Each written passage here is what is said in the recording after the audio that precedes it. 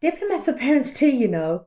They have just as many hats to wear as an ordinary citizen and sometimes have no time to deal with their kids. So, how do busy diplomatic parents deal with their children and what can we learn from their experiences? I'm going to show you how in this video.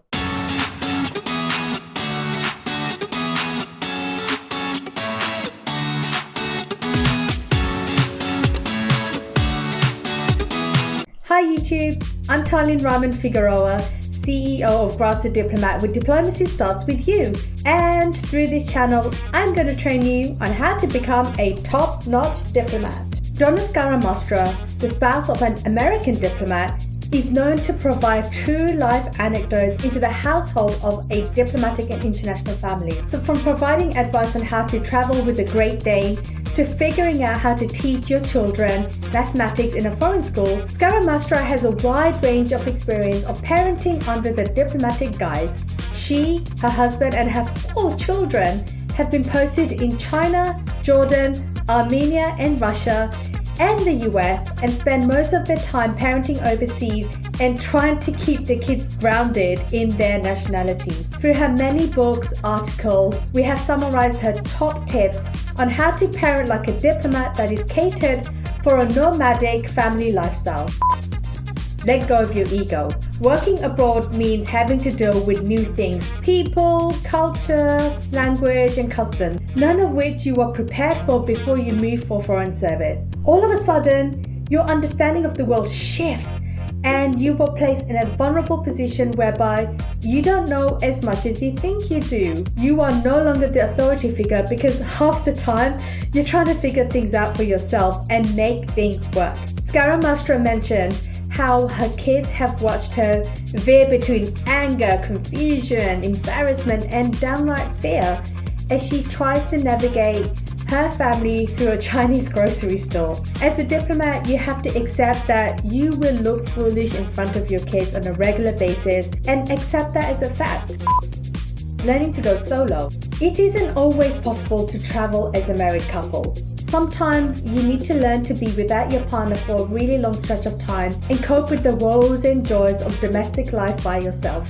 Sometimes it's better not to track the news where one's partner is stationed just to keep sane, which simultaneously means that you're a full-time chef, a teacher, and a nurse to your kids. The reality that you can't get promoted without serving in difficult environments in dangerous posts less than 4 years is something that you have to deal with. While feeling worried about one's spouse, you also need to be positive and happy for the rest of the family. And this takes a lot of skill and hope. Chapter 5 of the Diplomatic Planner goes into a series of exercises that makes us rethink cultural stereotypes and biases. Now, this is critical for a diplomatic family when placed abroad. Scaramostra recalls a time when she couldn't find a parking spot in Amman in Jordan when promising to buy her kids some falafel sandwiches. She ordered her kid to jump out of the car and quickly grab the food to the astonishment of her American friends who pictured a city that was ravaged by terrorists and refugees. She later said that, "I'm more worried about returning to the States when I have to send them alone to school or to a movie theater envisioning gun-toting crazy people on every corner." Stereotypes exist for all cultures. Learning to reshape our misconceptions is important for mental stability and survival.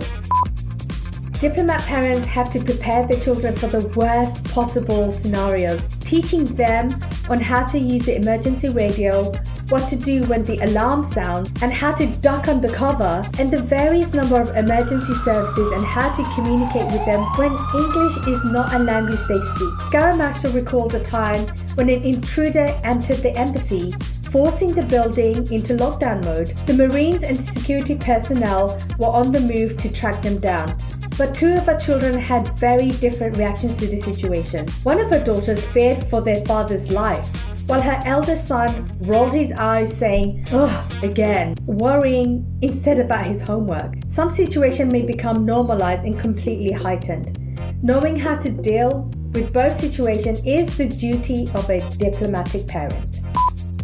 So at the end of the day, diplomats are public servants who serve their governments on moderate pay. Yet, diplomats tend to move in wealthy circles, sending their children to private school amongst many elite families, often surrounded by uncomfortable discussions that open up the world of wealth, riches, and elitism. Now, comparing families and the state of one's wealth starts to become more apparent when a child suddenly realizes that their family cannot afford a jet for the next holiday like many of the other families, and so they believe they're poor. But other circumstances, a child starts to feel incredibly wealthy when seeing refugee children search for goods in the trash. So it's really hard to explain average wealth, particularly when swinging between two extremes from the continent.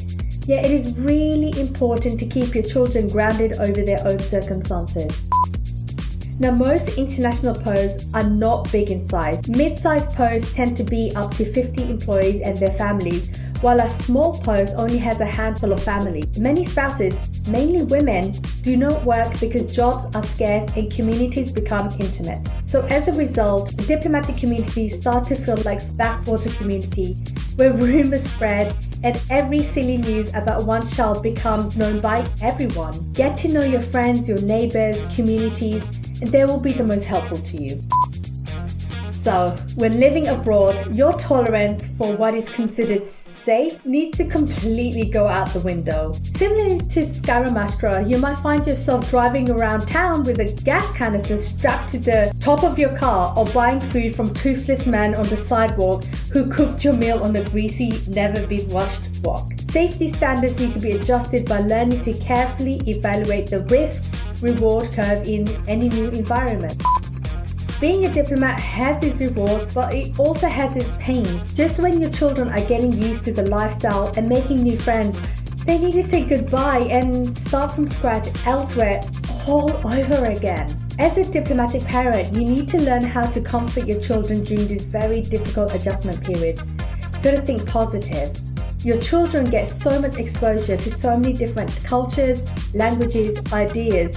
Their experience itself is like a school. But it is important to also look after oneself and not feel guilt-ridden about stealing your children's friends, roots, and family away from them. As diplomats, we struggle to keep our families intact. Sometimes it brings families together, and other times you wonder whether all of this is worth the risk and heartache. Every time you move, life becomes a blank slate, but as a family, you hold each other together. Learn to embrace change and just roll with it. So, if you like this video, please give it a thumbs up and be sure to subscribe to this Boss Diplomat channel. And also don't forget to switch on your little notification bell so that every time a video goes up every Friday, you will know. Leave your top tips on how to parent like a diplomat. We can all learn from this multifaceted environment and be less stressed adults. Don't be shy, and I can't wait to hear from you.